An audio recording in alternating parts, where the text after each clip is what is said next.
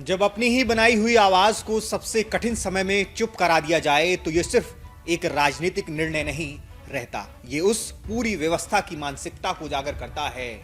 नुपुर शर्मा का मामला इसी असहज सच्चाई का प्रतीक है, जहां एक राष्ट्रीय प्रवक्ता जिसने वर्षों तक पार्टी की विचारधारा को सबसे आक्रामक और स्पष्ट तरीके से सामने रखा, विवाद के पहले बड़े झटके में ही अलग कर दी गई। 4 साल बीत चुके हैं, न कोई पुनर्विचार, न कोई पुनर्स्थापन, सिर्फ एक लंबी रणनीतिक चुप्पी। यहां सबसे बड़ा सवाल यह नहीं है कि बयान सही था या गलत। असली सवाल यह है कि जब कोई नेता संगठन का आधिकारिक चेहरा बनकर बोलता है तो क्या उसके शब्द केवल उसके व्यक्तिगत होते हैं या वो उस विचारधारा और नेतृत्व का भी विस्तार होता है जिसने उसे मंच दिया। यदि वह संगठन की आवाज था तो संकट के समय में वह अचानक अकेला कैसे हो गया। विवाद के बाद जिस तेजी से दूरी बनाई गई, उसने ये संकेत साफ कर दिया कि रणनीति और राजनीति में प्राथमिकता सिद्धांत नहीं बल्कि परिस्थितियां तय करती हैं। निलंबन और सार्वजनिक अस्वीकरण शायद तत्काल दबाव और संभालने के लिए आवश्यक समझे गए हों, लेकिन उन्होंने ये भी दिखाया कि जब जोखिम बढ़ता है तो समर्थन घट जाता है।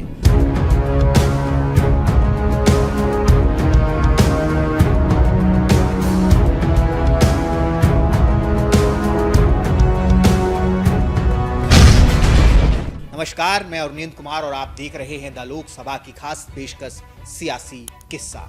ये केवल रणनीति नहीं, एक प्रकृति है जहां व्यक्ति उपयोगी होने तक महत्वपूर्ण होता है और विवाद होते ही असुविधाजनक बन जाता है।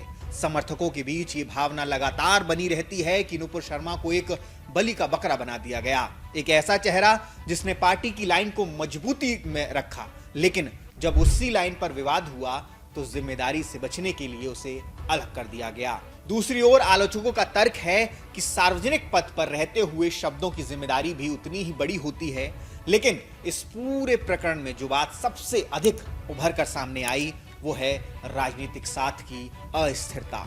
क्या वफादारी केवल तब तक मायने रखती है जब तक वो बिना जोखिम के हो? क्या राजनीति दल अपने प्रतिनिधियों के पीछे खड़े रहते हैं या सिर्फ तब तक जब तक हालात अनुकूल हो? आज अप्रैल 2026 में नुपुर शर्मा औपचारिक राजनीति से दूर एक स्वतंत्र आवाज के रूप में सक्रिय हैं। उनका प्रभाव अब भी मौजूद है, लेकिन वो पार्टी संरचना के भीतर नहीं है बल्कि उसके बाहर हैं।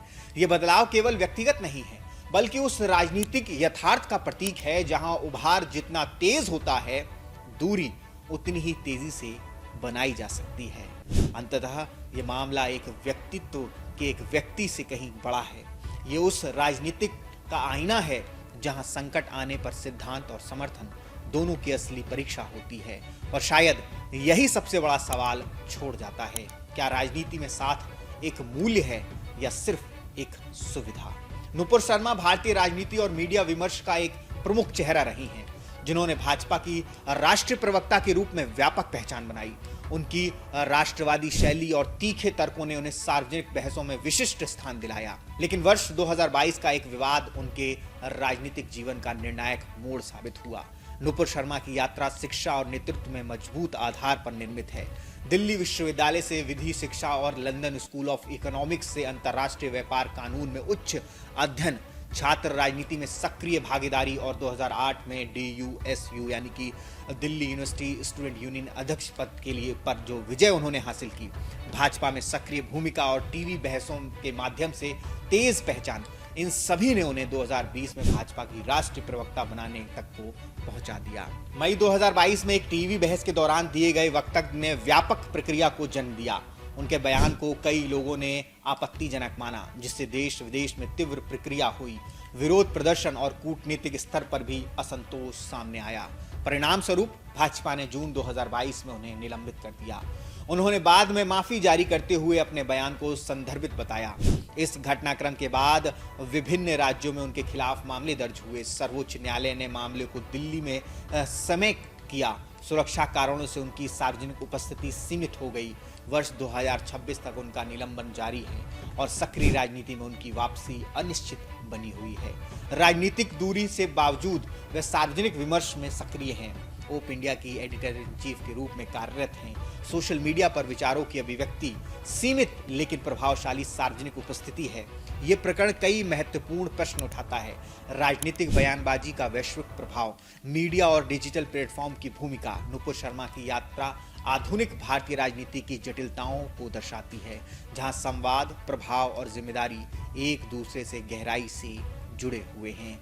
वर्ष 2026 तक वो एक प्रभावशाली किंतु विवादास्पद व्यक्तित्व बनी हुई हैं, जिनका उदाहरण आज भी अभिव्यक्ति और उत्तरदायित्व के बीच संतुलन की चर्चा में बना रहता है। नुपुर शर्मा का जन्म 23 अप्रैल 1985 को दिल्ली में एक मध्यम वर्गीय परिवार में हुआ, जहां शिक्षा और पेशेवर विकास को विशेष महत्व दिया जाता था। बचपन से ही उनकी रुचि अध्ययन और सार्वजनिक विषयों में रही। उन्होंने अपनी स्कूली शिक्षा दिल्ली से पूरी की और इसके बाद दिल्ली विश्वविद्यालय के विधि संकाय के कैंपस लॉ सेंटर से कानून की डिग्री प्राप्त की। आगे चलकर उन्होंने लंदन स्कूल ऑफ इकोनॉमिक्स से अंतर्राष्ट्रीय व्यापार कानून में स्नातकोत्तर किया। उनकी कानूनी शिक्षा, विशेषकर अंतर्राष्ट्रीय कानून का अध्ययन ने उन्हें विश्लेषणात्मक सोच, तर्क क्षमता और अभिव्यक्ति कौशल को सुदृढ़ किया, जो आगे चलकर उनके सार्वजनिक व्यक्तित्व की प्रमुख पहचान बनी। नुपुर शर्मा की राजनीतिक यात्रा की शुरुआत उनके विश्वविद्यालय जीवन से ही हो गई थी। वो अखिल भारतीय विद्यार्थी परिषद यानी कि ABVP से सक्रिय रूप से जुड़ी रहीं। वर्ष 2008 में उन्होंने दिल्ली विश्वविद्यालय छात्र संघ के अध्यक्ष पद का चुनाव जीता, जो एक महत्वपूर्ण उपलब्धि मानी जाती है। छात्र राजनीति के इस चरण ने उनके नेतृत्व कौशल, संगठन क्षमता और प्रभावशाली व्यक्तित्व शैली को निखारा। ये अनुभव आगे चलकर उन्हें राष्ट्रीय स्तर पर पहचान दिलाने में सहायता बना। अपनी उच्च शिक्षा पूरी करने के बाद वो भारत लौटी और मुख्य धारा की राजनीति में सक्रिय हुई। भारतीय जनता पार्टी में शामिल होने के बाद नुपुर शर्मा ने तेजी से अपनी पहचान बनाई। वो टीवी बहसों में पार्टी का पक्ष प्रभावशाली ढंग से रखने के लिए जानी जाने लगी। उनकी स्पष्ट और आत्मविश्वासी शैली ने उन्हें पार्टी के समर्थकों के बीच लोकप्रिय बनाया। वर्ष 2020 में उन्हें भाजपा का राष्ट्रीय प्रवक्ता नियुक्त किया गया, जो उनके राजनीतिक करियर में एक महत्वपूर्ण उपलब्धि थी। 2020 से 2022 के बीच वो प्रमुख समाचार चैनलों पर पार्टी की ओर से नियमित रूप से उपस्थिति रहीं और विभिन्न राष्ट्रीय मुद्दों पर अपनी बात रखती रहीं। नुपुर शर्मा की राजनीतिक शैली कुछ प्रमुख विशेषताओं से परिभाषित होती है, जैसे सांस्कृतिक और वैचारिक मुद्दों पर स्पष्ट और दृढ़ रुख, बहसों में सीधी और आत्मविश्वासी अभिव्यक्ति, मीडिया और सोशल मीडिया का प्रभावी उपयोग। उनकी शैली को जहां समर्थकों ने साहसी और स्पष्टवादी बना माना, वहीं आलोचकों ने इसे कई बार तीखा और टकरावपूर्ण बताया। इस प्रकार वे एक प्रभावशाली लेकिन विवादास्पद सार्वजनिक व्यक्तित्व के रूप में उभरी। नुपुर शर्मा का प्रारंभिक जीवन मजबूत शैक्षणिक पृष्ठभूमि और सक्रिय छात्र राजनीति से प्रभावित रहा। दिल्ली विश्वविद्यालय से लेकर लंदन स्कूल ऑफ इकोनॉमिक्स तक की उनकी शिक्षा और ड्यूसू अध्यक्ष के रूप में नेतृत्व ने उनके व्यक्तित्व को आकार दिया। भाजपा ने उनका तेज उभार, उनकी स्पष्ट अभिव्यक्ति, वैचारिक स्पष्टता और मीडिया में सक्रिय उपस्थिति का परिणाम था। यही आधार उनके राष्ट्रीय स्तर पर उभरने का कारण बना, जिसने आगे चलकर उनके सार्वजनिक जीवन को नई दिशा भी दी। नुपुर शर्मा के सार्वजनिक जीवन का सबसे महत्वपूर्ण और विवादास्पद मोड़ मई-जून 2022 में आया। ये घटना केवल एक बयान तक सीमित नहीं रही, बल्कि इसने भारतीय राजनीति, अभिव्यक्ति की सीमाओं और राजनीतिक दलों की जिम्मेदारी पर गहन प्रश्न खड़े किए। 27 मई 2022 को एक टेलीविजन बहस के दौरान, जो ज्ञानवापी मुद्दे से संबंधित थी, नुपुर शर्मा ने उन टिप्पणियों के जवाब में, जिन्हें वे हिंदू देवी देवताओं के प्रति अपमानजनक मानती थी, कुछ धार्मिक संदर्भ प्रस्तुत किए। हालांकि उनके व्यक्तित्व का एक हिस्सा सोशल मीडिया पर तेजी से वायरल हुआ और व्यापक रूप से आपत्तिजनक माना गया। इसके बाद स्थिति तेजी से नियंत्रण से बाहर होती चली गई। इस बयान के बाद देश के कई हिस्सों में विरोध प्रदर्शन हुए, कुछ स्थानों पर हिंसा की घटनाएं भी सामने आई। अंतर्राष्ट्रीय स्तर पर कई देशों ने आपत्ति दर्ज कराई। एक घरेलू बहस अचानक वैश्विक कूटनीतिक मुद्दा बन गई।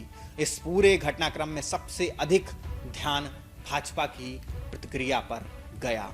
पार्टी ने 5 जून 2022 को नुपुर शर्मा को तत्काल प्रभाव से निलंबित कर दिया और उनके बयान से सार्वजनिक रूप से दूरी बना ली। यहीं से एक महत्वपूर्ण बहस शुरू हुई। क्या ये कदम केवल राजनीतिक और कूटनीतिक दबाव को संभालने के लिए था, या ये अपने ही प्रतिनिधि के प्रति समर्थन की कमी को दर्शाता है? कई विश्लेषकों और समर्थकों का मानना रहा कि जिस नेता ने वर्षों तक पार्टी का पक्ष मजबूती से रखा, संकट के समय वही नेतृत्व उसके साथ खड़ा नहीं दिखा। ये घटना इस सवाल को और गहरा करती है कि क्या राजनीतिक दल अपने प्रवक्ताओं के पीछे सिद्धांतों के आधार पर खड़े रहते हैं या परिस्थितियों के अनुसार दूरी बना लेते हैं। नुपुर शर्मा ने बाद में बिना शर्त माफी जारी की और स्पष्ट किया कि उनका उद्देश्य किसी की भावनाओं को ठेस पहुंचाना नहीं था। उन्होंने ये भी कहा कि उनके बयान को उस संदर्भ से अलग करके प्रस्तुत किया गया, जिससे विवाद और अधिक बढ़ा। इस विवाद के परिणाम स्वरूप उनके खिलाफ कई राज्यों में मामले दर्ज किए गए। सर्वोच्च न्यायालय ने मामले को दिल्ली में स्थानांतरित किया, उन्हें सुरक्षा खतरे का सामना करना पड़ा और सार्वजनिक जीवन में दूरी बनानी पड़ी। ये स्पष्ट हो गया कि प्रकरण का प्रभाव केवल राजनीतिक नहीं बल्कि व्यक्तिगत स्तर पर भी गहरा था। लगभग 4 वर्ष बाद भी नुपुर शर्मा भाजपा से निलंबित हैं। उन्हें पार्टी में कोई औपचारिक भूमिका नहीं दी गई है। वो एक स्वतंत्र टिप्पणीकार के रूप में सक्रिय हैं। ये स्थिति दर्शाती है कि उनका राजनीतिक भविष्य अब भी अनिश्चित बना हुआ है। ये पूरा घटनाक्रम कई महत्वपूर्ण मुद्दों को सामने लाता है। सोशल मीडिया के प्रभाव और आंशिक प्रस्तुतियों की भूमिका, राजनीतिक और कूटनीतिक के बीच संतुलन। नुपुर शर्मा का यह प्रकरण केवल एक विवाद नहीं बल्कि आधुनिक भारतीय राजनीति का एक महत्वपूर्ण अध्ययन है। आज वो एक स्वतंत्र और प्रभावशाली आवाज के रूप में मौजूद है, लेकिन उनके मामले में एक स्थायी प्रश्न छोड़ दिया है। क्या राजनीतिक समर्थन सिद्धांतों पर आधारित होता है या परिस्थितियों पर? 27 मई 2022 को एक टीवी बहस के दौरान दिए गए बयान ने नुपुर शर्मा को लेकर एक ऐसा विवाद खड़ा किया जिसने भारतीय राजनीति, कानून और कूटनीति तीनों स्तरों पर गहरा प्रभाव डाला। ये घटना केवल तत्काल प्रक्रिया तक सीमित नहीं रही बल्कि इसके परिणाम आज भी दिखाई देते हैं। विवाद के तुरंत बाद भारतीय जनता पार्टी ने 5 जून को नुपुर शर्मा को राष्ट्रीय प्रवक्ता पद से निलंबित कर दिया और उनके बयान से सार्वजनिक दूरी बना ली। ये कदम जहां एक और राजनीतिक और कूटनीतिक संतुलन बनाए रखने की रणनीति के रूप में देखा गया, वहीं दूसरी ओर इसने ये सवाल भी उठाया कि क्या पार्टी ने अपने ही प्रतिनिधि का पर्याप्त साथ दिया।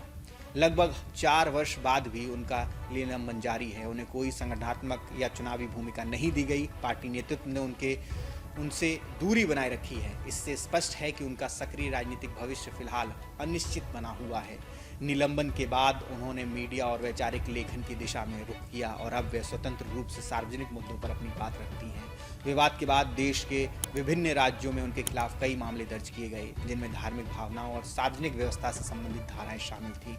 सर्वोच्च न्यायालय ने भी सभी मामलों को दिल्ली में स्थानांतरित करते हुए उन्हें गिरफ्तारी के अंतरिम सुरक्षा प्रदान की। साथ ही न्यायालय ने यह भी कहा कि ऐसे मामलों में अभिव्यक्ति की स्वतंत्रता और सामाजिक संतुलन के बीच संतुलन आवश्यक है।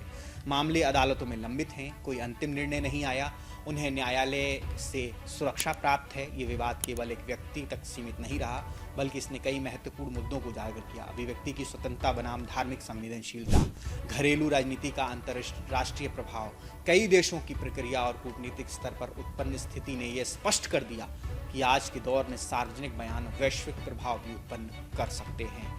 नुपुर शर्मा विवाद आधुनिक भारत की राजनीति का एक महत्वपूर्ण उदाहरण बन चुका है। ये दर्शाता है कि सार्वजनिक जीवन में एक बयान किस प्रकार व्यापक राजनीति, कानून और कूटनीति परिणाम उत्पन्न कर सकता है।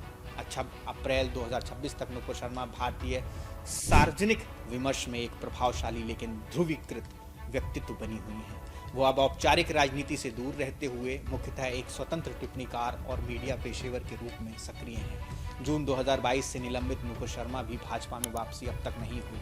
लगभग 4 वर्षों से उनका मामला लंबित है। उन्हें कोई संगठनात्मक भूमिका या चुनावी अवसर नहीं दिया गया है और पार्टी नेतृत्व लगातार उनसे दूरी बनाए हुए है।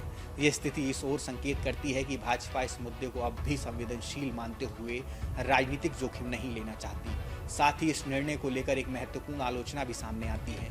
कई लोगों का मानना है कि जिस प्रवक्ता ने लंबे समय तक पार्टी का पक्ष मजबूती से रखा, संकट के समय पार्टी ने उसके साथ खुलकर खड़े होने के बजाय दूरी बनाना अधिक उचित समझा। ये सवाल आज भी बना हुआ है कि क्या ये रणनीतिक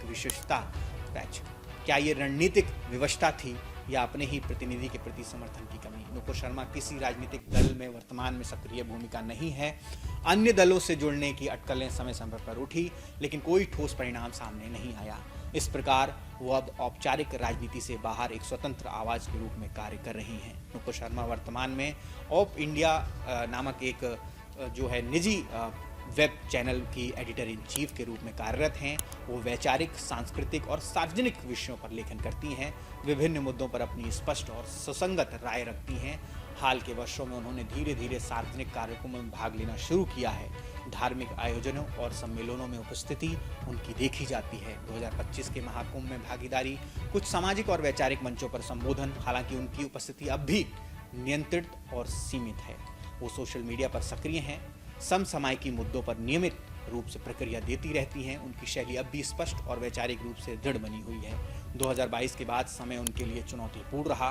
उन्हें गंभीर सुरक्षा खतरों का सामना करना पड़ा। लंबे समय तक वे सुरक्षा घेरे में रहीं और सार्वजनिक जीवन से दूर रहीं।